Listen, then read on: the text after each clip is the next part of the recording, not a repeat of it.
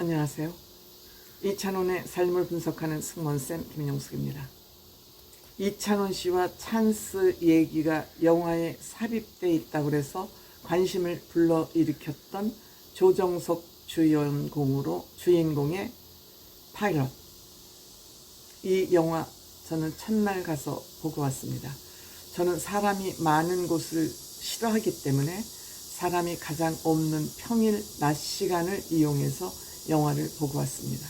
낮 시간임에도 불구하고 보통 영화 같으면 10명 남짓한 사람이 영화를 시청했을 시간인데 제법 많은 한 40~50명이 영화를 관람하고 있었습니다.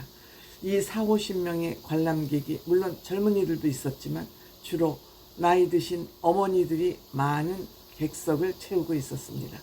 이것이 다 이찬원 씨 관객이 아닌가 이렇게 저는 생각을 했습니다. 아니나 다를까 그 다음날 뉴스를 보니 이 파일럿, 이 영화가 박스오피스 1위를 차지하고 있었습니다. 이 1위 하루에 37만 명이 이 영화를 봤는데 이는 영화 밀수나 파묘 같은 이 1000만 관객을 동원한 첫날 개봉날 1일 관객 수보다 웃도는 그런 관객수였다고 합니다.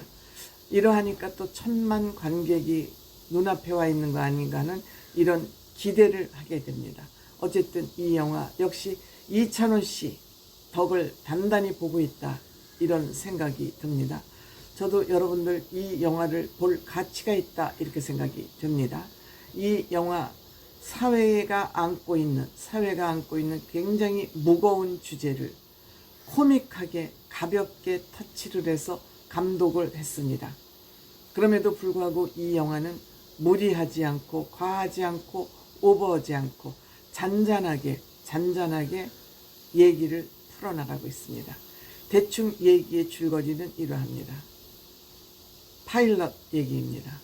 조정석 씨는 실력 있는 조종사입니다. 기장입니다. 기장인데 이 항공사의 딸은 지금 아들보다 직급이 높고 이 아들이 회식 자리에서 여승무원들을 향해서 성희롱을 합니다. 제가 보기엔 그렇게 성희롱 같지 않지만 요즘은 조금만 옷깃만 스쳐도 성희롱이라고 걸고 넘어지니까 조심할 수밖에 없습니다.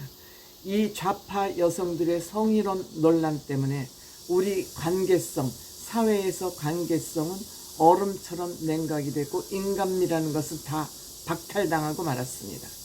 이렇게 성희롱을 말하자면 오너 자녀들이 하는 것에 조정석 기장이 먹고 살기 위해서 좀 협조를 했다는 그런 내용이 사회에 퍼지면서 여기에서 잘렸습니다.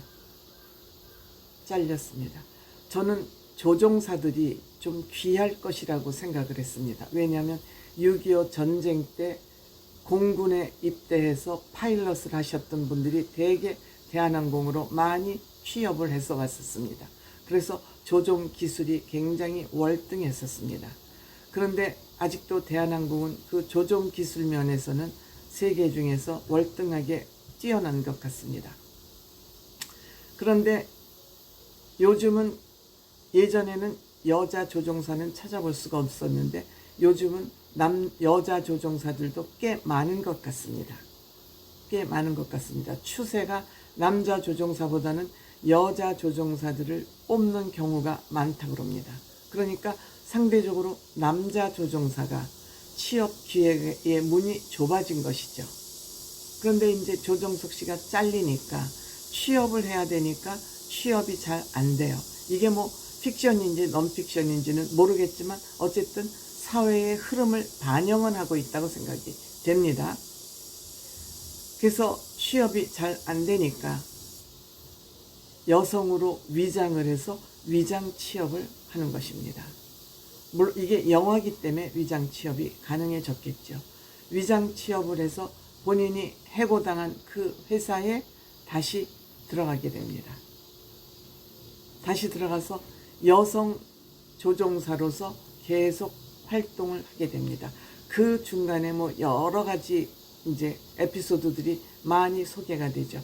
그 에피소드 중에 조정석의 어머니가 열렬한 찬스 회원인 것입니다.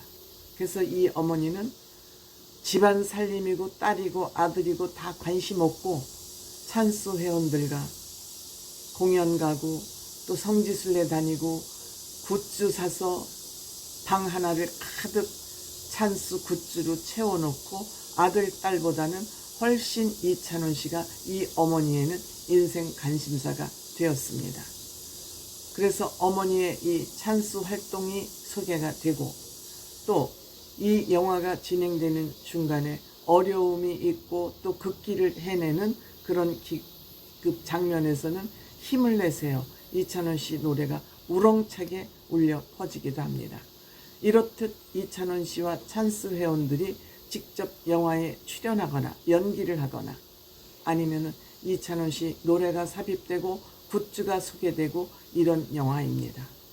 이렇게 힘을 내세요라는 이 영화가 말하자면 OST 주제가가 된 것이죠.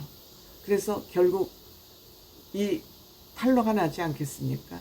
그런데 탄로가 난 시점은